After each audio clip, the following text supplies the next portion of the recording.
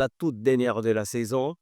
Ben écoutez, on a fait un voyage, j'ai envie de dire, avec des envolées lyriques, des retours basiques. Et puis après, tout ce qu'on retient, c'est qu'on a mis du flow dans le beat. Donc le beat dans le flow. Ben écoutez, l'un dans l'autre, ça donne Cabin Flow. Les gars, nous sommes à la toute dernière de Cabin Flow et je suis avec un mec, ben je sais pas s'il est humain ou extraterrestre. Ben écoutez, il avait pas Blacky Charlie. C'est comme ça que moi je l'appelle.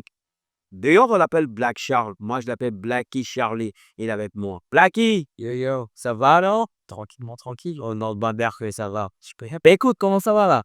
Écoute, pépère, hein, franchement, très content d'être là à Cabin Flow. C'était de longue date et enfin, vous m'avez eu.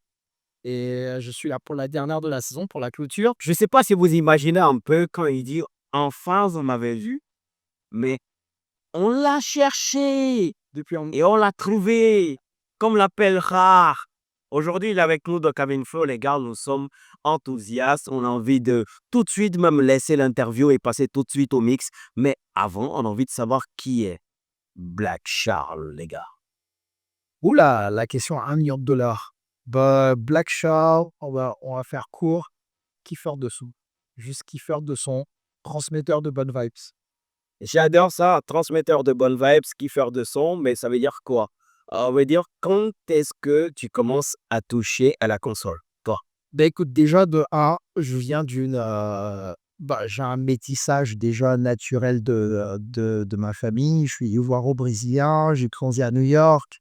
J'ai voyagé un peu partout parce que mon père était diplomate. Du coup, j'ai eu mon inspiration sonore d'un peu partout. Je tire mon inspiration sonore de partout.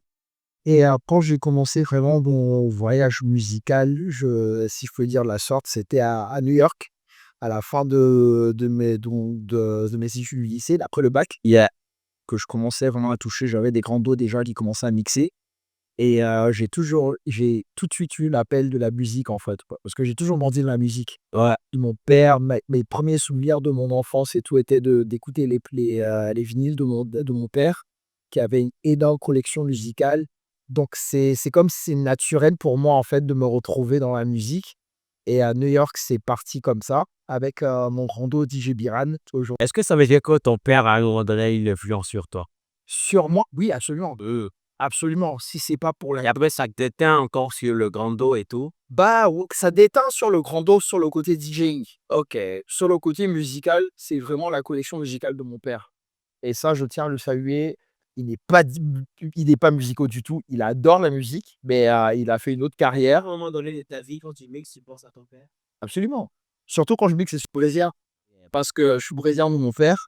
Il a travaillé pour le gouvernement ivoirien, mais naturalisé brésilien. Donc, il a choisi de travailler pour le gouvernement ivoirien. Mais ma première expérience avec la musique a été de la bossa nova, de la samba brésilienne et tout. Donc, aujourd'hui, cette musique se ressent dans les mix. Et à chaque fois, bien sûr, bon, à ma sauce, mais c'est toujours un point donné à mon père et tout. Et aujourd'hui, quelle est la musique brésilienne qui t'influence le plus? Le bas éléphant. Le bas éléphant. Il doit savoir comment ça. C'est De pas en fait, j'ai même pas envie de savoir les paroles après parce que je comprendrai. Il y a d'abord besoin de connaître les paroles. Mais quand j'entends déjà, c'est hyper salace. C'est hyper salace. Et sûr, hein? absolument. Le vrai pas éléphant s'appelle on appelle ça au Brésil, on appelle ça le proibidão. Regarde que c'est l'interdit. C'est une critique à la société, c'est tout ce qui se passe dans la ville qu'on peut pas dire, on le reste dans la musique. Non. Et c'est comme le hip-hop. Et c'est pas ça dans les genres brésiliens, le niveau. Non, c'est mais comme n'importe quel style musical urbain qui prédomine sur la scène, n'importe quelle scène, hein. Ouais, je prends vraiment la transposition entre ici, que ça soit le reggae, que ce soit le zougou, que ce soit le coupé décalé, et ça, tout ça, c'est une critique en fait de la société. Or, mais on peut pas le dire de manière, comme je pourrais dire, Direct comme ça, moi, ouais, dire, ouais. Donc on le transpose dans la musique. et puis allez, ça me Ça crée un genre. ouais. Tu vois, en Amérique latine, on a le reggaeton. Chez nous, on a le bas-éléphant. Ici, on a le zougou qui a évolué. Aujourd'hui, on est dans l'ère du rap ivoire. Ouais. Mais il y a toujours ce côté critique OK, il y a des choses qui se passent. On ne peut pas dire, on va le mettre sous forme de chansons pour divertir un peu le peuple. Et quand le divertir, parce que j'aime ça en fait. C'est pas que je l'appréhende, mais je me dis que c'est une manifestation normale en fait. C'est dans toutes les sociétés. Moi, je viens d'un univers multiculturel et ma relation avec la musique est vraiment de ça, de me connecter un peu avec les différentes cultures, de différentes comment je dirais, nationalités et autres et tout, et comment leur expression en fait de manifestation D'accord. autour de la musique. Est-ce que ça a été un véritable, j'ai envie de dire, devoir de maison pour toi de passer du Brésil à la Côte d'Ivoire? Du tout, ça a été assez naturel. Ça a été assez naturel. Je suis arrivé en Côte d'Ivoire quand j'avais 6 ans. Je venais déjà en vacances quand j'étais jeune parce que mon père voulait que je me raccorde mes racines, ouais, ivoiriennes. Après de 6 ans à pratiquement 13 14 ans, j'étais ici, et après je suis allé aux États-Unis où j'ai vécu le plus longtemps. OK. Mais j'ai toujours connu mes racines et c'est une des raisons pourquoi je suis rentré. Je suis rentré depuis le début. Aujourd'hui, tu réclames être, brésilien ou ivoirien? Ah! Ou américain? Ouais. Ouh là! Alors là, je peux pas vraiment je suis pas un mélange de tout. Laissons la musique de côté parce que là, avec la musique, là, Christine, là, ça ne C'était à côté de la musique, ma vie, personnellement, je me considère multiculturel. En fait, c'est la Côte d'Ivoire, c'est chez moi. Le tu Brésil, pas le choix d'ailleurs. pas. Le Brésil aussi, c'est chez moi. New York aussi, c'est chez moi. Mais tout ce que je fais aujourd'hui, je réfléchis en anglais. Je fais tous mes trucs en anglais, en fait, quoi. Oui. Ça, je suis un New-Yorkais d'âme, en fait. Parce que j'ai des amis Même Mouratet qui vit à Abidjan, qui vivent à Abidjan. c'est tout. Voilà. Et n'est pas souvent en vacances, Non, non, non, mais ça fait un bon moment que je n'ai pas bougé. non plus. Ils vont en vacances au Brésil, j'ai dit. Ouais, quand je peux. Je peux. Là, Non, mon âme, simplement. ouais, dans l'âme, bien sûr, absolument, absolument. Mais sinon, je suis beaucoup plus, et dans mes voyages, je suis beaucoup plus en Europe ces derniers temps que de l'autre côté de l'eau, quoi. Mais je retourne là-bas bientôt. Bien, beh, écoute, c'est pas très évident que tu retournes parce que nous, on t'a officiellement bloqué ici. Très sûr que tu repars. Mais là, on va transposer tout ce que tu dis, mettons, dans la musique. Là, tu es américain, enfin, tu es brésilien, naturalisé, enfin, j'ai envie de dire n'importe quoi, mais bon, je sais quoi, rien, ivoire, brésilien, si ça va au brésilien, mais tu as quand même une petite culture américaine et tout ça, celui. Et qu'est-ce que ça donne dans la musique pour toi? Bah, dans la musique, quand je suis arrivé aux États-Unis, je suis arrivé au pic, moi, je suis un ancien, hein. Je vais pas donner mon âge, danse, ouais, c'est un vieux. Mais je suis arrivé aux États-Unis au pic et du clash East Coast, West Coast entre LA et New York, pas Biggie ni autre. Et mon meilleur ami est double américain. Donc, quand mes premières expériences avec le hip-hop, c'était grâce à lui avec les cassettes, à l'époque des cassettes pour les anciens. OK. Et du coup, quand j'arrive aux États-Unis, j'arrive au pic du clash, la culture hip-hop est à son paroxysme et tout, quoi, dans les années 90. Et moi, j'adhère directement à la musique de la West Coast, de Tupac.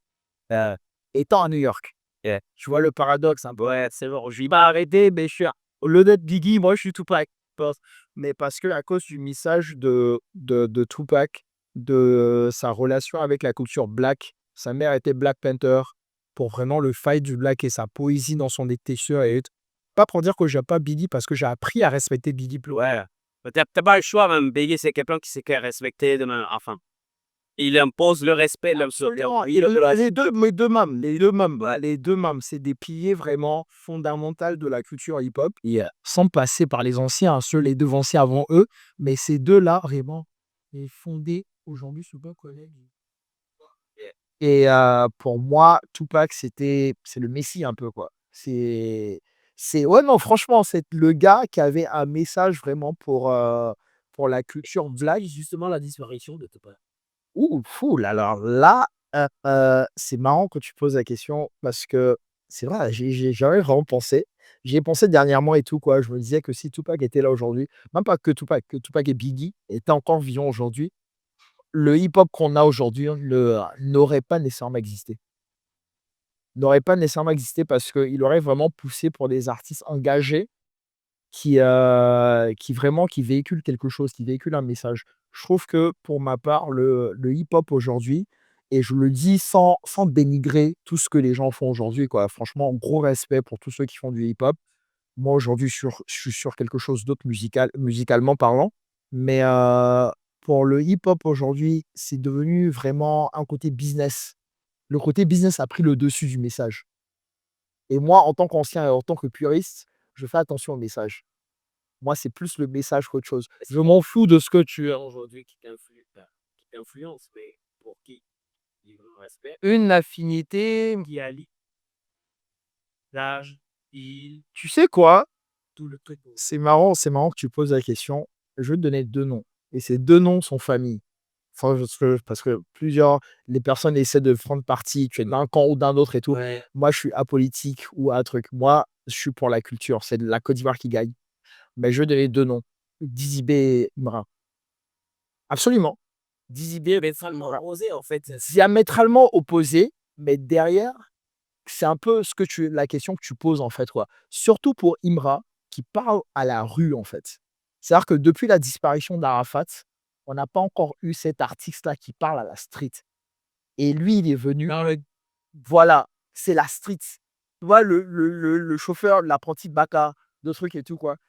Dizzy B a fait sa carrière et je suis super fier de Dizzy B, de tout ce qu'il a accompli. Franchement, chapeau. Aujourd'hui, qu'on le veuille ou pas, indépendamment des préférences et tout, c'est lui le numéro un. C'est lui le numéro un. Il a fait, pour moi, en tout cas, c'est lui le numéro un. Dans plusieurs aspects qu'on va pas débattre sur c'est une autre discussion et autres, mais c'est lui le numéro un. Pour tout ce qu'il a fait pour le rap, pour le développement de notre scène et tout, quoi. Mais Imra, c'est le langage, en fait. C'est la personne qui se lève, qui se dit: «Moi, je suis pas choco, mais ce gars-là, je me reconnais en lui». Tu vois ce que je veux dire? Et pour ça, c'est très fort et on a besoin de ces personnes. Arafat était comme ça. Arafat c'était du coupé-décalé, c'était pas du hip-hop, mais c'est c'était, les performances que vous voulez et tout, mais moi je suis Rafa. voilà, c'est le gars de la rue et justement, j'ai eu cette discussion-là avec Dizzy B le jour du décès d'Arafat. À l'époque, on avait un bar, c'était Bazar. Au Clubhouse au Vallon. Un gros big up à ma team de la Sunday et on avait un bar là-bas et on était là-bas. C'est le jour même du lancement de Bazar, où Arafat est décédé et Dizzy B est venu et il m'a dit une phrase en fait qui était tellement parlante. Il m'a dit: «Arafat nous représentait, nous autres, qui n'ét qui n'étions pas nécessairement forts, qui n'étaient pas grands». Tu sais, genre le petit gars, mais qui a un charisme, mais tellement ouf que tu ne peux que le suivre, en fait, tu vois? Et des 2 manières, il le représente un peu, cet héritage-là. Djiba à sa manière, Imra à sa manière. C'est pour ça que j'ai cité ces 2 noms. Je ne peux pas juste dire qu'une personne plus d'autres et tout, quoi. Pour moi, derrière, aujourd'hui, quand je vois qu'en Europe, en France notamment, parce que c'est le lien direct entre nous et la France et tout, que des grands de l'industrie qui sont vraiment à un autre niveau que nous et tout, quoi, prennent ces 2 là en considération, ça veut dire qu'on fait du taf. Bien sûr. Ouais, mais on peut tout dire de la Côte d'Ivoire, mais il faut nous accorder le respect qu'on mérite en fait. Absolument. Là maintenant, ce que je t'ai demandé, Charlie, c'est de revenir un peu dans l'univers musical, un tant soit peu d'ailleurs. Aujourd'hui, c'est quoi tes soirées? Ça ressemble à quoi tes soirées? Ouh là! Beh, écoute, déjà de 1, Est-ce que ce sont des oreilles déjà de mariage, de non, du tout, bah, ouais, je fais 20 et tout ça machin? bon, ça dépend. Déjà de 1, je suis un des cofondateurs de la Sandé Abidjan. Big up à ma team. Derrière aussi, j'ai une résidence à la Villa Le Pic OK. et tous les jeudis, avec la soirée Speakeasy, j'ai créé un collectif qui s'appelle BC and Friends OK. et en tant que je me considère plutôt comme un DJ alternatif et j'ai créé une espèce de plateforme pour tous les DJ de venir s'exprimer pour tous les sons qui n'arrivent pas à jouer, Heu, un peu partout, de venir les jouer chez moi. ça d'accord, là, quitte c'est intéressant en fait, parce que comment tu arrives à dire qu'il y a des sons qui n'arrivent pas à jouer en fait? Est-ce qu'il y a un problème derrière? Non, c'est pas qu'il y a un problème derrière, c'est que les environnements sont différents. Tu vois, aujourd'hui, notre scène musicale, on peut pas comparer notre scène musicale, par exemple, aux États-Unis. On peut pas comparer notre scène musicale aux States. On peut pas comparer notre scène musicale au Nigeria. C'est des temps complètement différents, c'est ça. Faut être assez objectif de reconnaître l'évolution de notre scène. Et aujourd'hui, notre scène est comme elle est, entre le Maïmouna, entre le rap ivoire, entre tout ce qui se passe de soi-disant commercial et autres et tout. Et beaucoup de DJ se retrouvent dans des cadres où ils sont contraints à jouer ce style de musique. À cause des clients, à cause des préférences. Bien sûr, OK, bien sûr. Moi, pour moi, comme j'ai fait la preuve dans mon mix ce soir et tout, voir, c'est vraiment que la musique, elle est universelle. On est pratiquement presque 8 milliards sur Terre aujourd'hui, de différentes races, différentes langages, tout ce que tu veux. La seule langue qu'on parle, c'est la musique. Ouais. Donc le seul moyen de connaître quelqu'un et de le comprendre, c'est par la musique, c'est clair. Et justement, la scène que moi j'ai créée, c'est de dire: «Tu sais quoi? Bien t'exprimer». Ah derrière tu m'a dit: «Ouais, non, ça on va te comprendre mieux». Ouais, bien me peu de voilà, comme c'était obligé, c'est la thérapie pour me dire, c'est-à-dire que, ouais, OK, on t'a booké XY, on t'a dit de jouer XY et tout quoi, mais chez moi là, vas-y lâche-toi. Ben exactement, la question est très bien menée, la transition est justement très bien trouvée. Pour toi, c'est quoi la pire des soirées que tu passes quand tu sais que tu es circonscrit Dans un dans un calme bar? dans un canevas, je dirais, c'est vraiment de ne pas d'avoir une limite musicale. Parce que pour moi, je me dis, tu sais, quand je suis arrivé, étant déjà puriste hip-hop, aujourd'hui j'ai transitionné, par exemple, je me considère plus comme un DJ house, qu'autre chose. Aujourd'hui, au point où j'en suis en tout cas, que j'ai transitionné du hip-hop à la house. Aujourd'hui, je suis vraiment genre house et tout, tous ceux qui me connaissent et tout croient ça que je suis un DJ house. Mais Heu, quand tu te retrouves des fois en soirée, il y a des sons que tu peux jouer, mais tu te dis: «Ah, avec l'environnement là, ça va pas passer». Ouais. Mais c'est pas que ça va pas passer, c'est une question de timing. Pour moi, le DJing, tout est question de timing. Il y a des sons, c'est juste que c'est pas le bon timing de le jouer. Ah ouais, mais une fois que le timing est bon et tu as cette compréhension, cette lecture du public et tout quoi et tu joues le son, ça passe à tous les. Est-ce que tu fais partie de ceux-là qui pensent que on ne regarde pas le public qui est là, mais on adapte en fait, on transmet quelque chose à notre public pour qu'il rentre Les 2, dedans? les 2. Parce qu'aujourd'hui, j'ai eu la chance justement, surtout cette année, de sortir un peu de mon monde alternatif cause de coach. J'avais mon petit écosystème et commencer vraiment à rentrer dans la street et tout quoi pour voir ce qui se passait. Et d'en rentrer dans la street de mon multiculturalisme et mon métissage musical et autres et tout, ça fait que je jouais avec différents publics. Donc un jour, je vais jouer avec un public qui est relativement européen. Un jour, je jouais avec un public qui Est-ce que tu arrives à éduquer le journalier? Absolument, ton show. absolument, absolument, c'est ça la force justement. C'est le Véritable essaie d'imaginer un peu. On se retrouve au Brésil, tu vois, tu coupes décalé sur une plage de Copacabana et puis, beh, écoute, tu vois les gars, les Brésiliens en train de partir en extase et tout ça. OK. Est-ce que c'est Bosi pour toi? je vais répondre à ta question, vas-y. Au début pas du coupé décalé pardon, du rap ivoire. Quand le rap ivoire commençait, avec les Tchoukou Inde, avec les autres et tout quoi. Quand tu écoutais la récidive du Tchoukou Inde, c'est du vas-y Son sans rouge. c'est du ballet funk. Donc, tu joues du ballet funk. Eux, c'est leur musique. Et derrière les mots, c'est nos mots. C'est le mot qui est passé là. Les gars, avant que tu saches, ils sont automatiquement dedans. C'est derrière le problème, tout ça que les gens n'écoutent pas la musique. Ouais. Ils veulent jouer des sons parce qu'ils se disent: «Ah, c'est le son qui marche en ce moment». Quand tu veux transposer avec un public, avec un certain public et tout quoi, ce genre, comprends le truc. Tout à l'heure dans mon mix, j'ai joué des sons arabes, mais on était en train de danser ici, Ouais. on n'est pas libanais, Ouais. mais on a dansé Mmh. parce que le son a dur, parce que j'ai trouvé la dose de leur monte à notre monte. C'est ça en fait, c'est faire la juxtaposition des 2 montes. Une fois que tu as compris ce truc, tu peux jouer sur n'importe quel truc et tout quoi, ça va passer. C'est clair. N'importe lequel. Et encore, je répète, c'est une question de timing. Faut apprendre vraiment à éduquer, faut regarder ton public. Comme je dis là, c'est les 2. C'est pas autant que genre tu es doté par le public, mais c'est les 2. C'est le savoir: «OK, j'ai essayé ça. Oui, et là ça passe pas. Ou je passe pas, je change. Ah j'essaie, ah là ça passe». Je construis dessus et quand je vois que le truc est bon, vas-y balle. Là maintenant je les mets dans mon monde. Et là ta tâche. Et on va même justement poser cette question suivante. Est-ce que pour toi, la préparation des sets est primordiale? Oui et non. Oui et non, honnêtement, heu, ouais, oui et non. Ça dépend. Après, aujourd'hui, j'ai mon expérience que j'ai, ça fait plus de 20 ans que je fais ce métier. Donc j'ai ces automatismes de vraiment arriver à canaliser le truc directement. Tu vois, je vais essayer un truc, je vais voir que ça passe pas. J'ai cette capacité à rebondir très rapide. Il me permet de m'adapter à n'importe quelle situation dans laquelle je suis. Mais derrière, pour ceux qui débutent, je le préconise pas parce que si tu n'es pas préparé, tu sais pas. C'est comme si genre tu sautes d'un avion, tu sais pas si tu un parachute. Ouais, allez ensuite, tu vois ce que je veux dire? Donc c'est mieux de te dire: «OK, j'ai parachute A, j'ai parachute B, j'ai parachute C». Cas où, comme ça, Côté donc c'est pour ça que je dis oui et non. Même moi-même à mon niveau et tout quoi, il y a des fois, je me retrouve dans certains cadres et tout quoi, je me dis: «Ah ça, c'est une scène que je connais pas nécessairement. Je vais préparer au moins un petit truc au cas où ça chauffe. Je sais que je peux rebondir sur ça. Intéressant. Alors, est-ce que tu t'es déjà retrouvé dans une situation où tu arrives et tu fais un club absurde, quoi? Ouais, plusieurs fois, en première. Plusieurs fois, même là dernièrement, je vais taire le nom de l'établissement.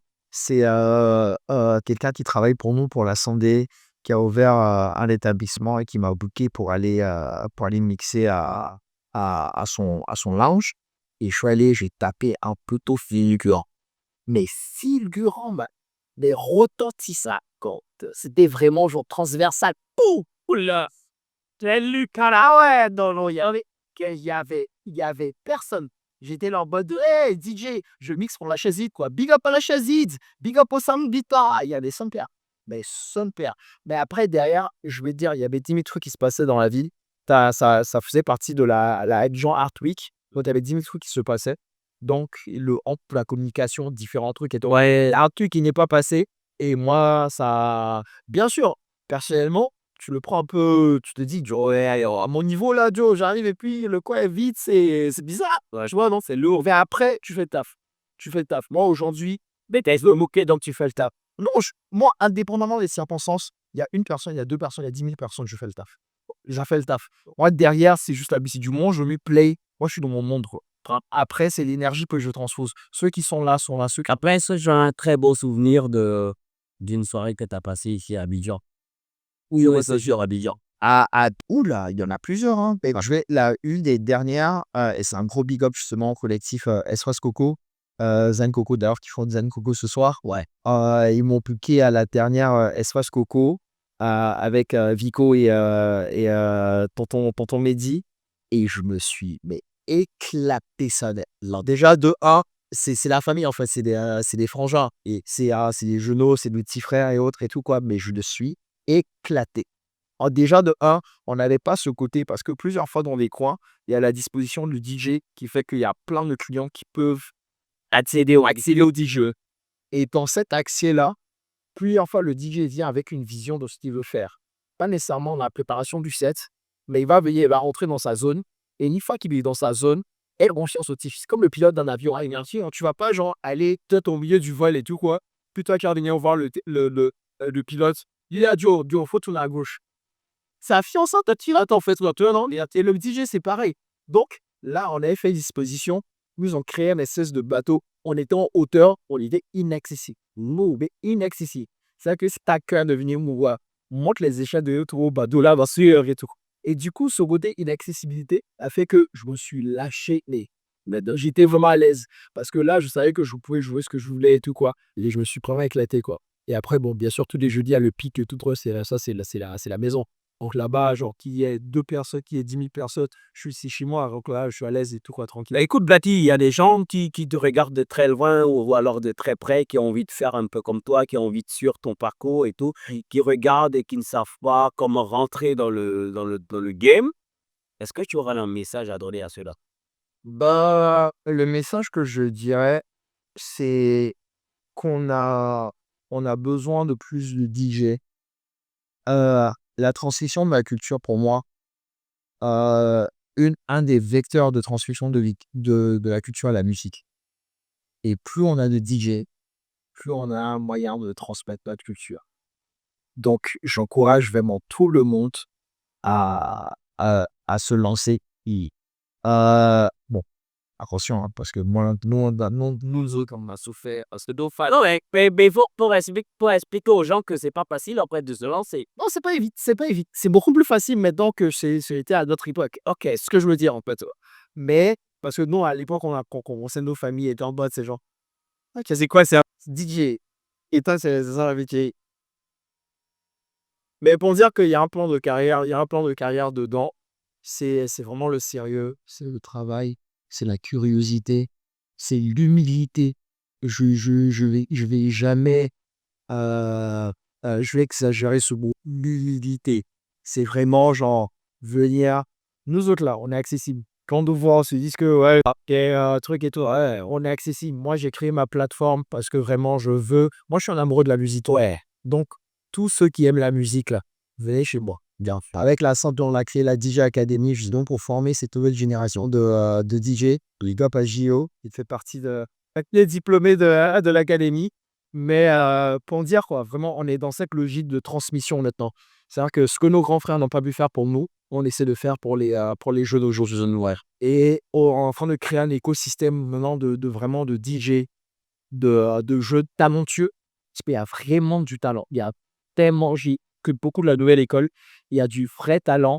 Et c'est même pas pour dire, genre, moi, je crois dans une logique de un DJ doit venir pour essayer de mixer comme moi.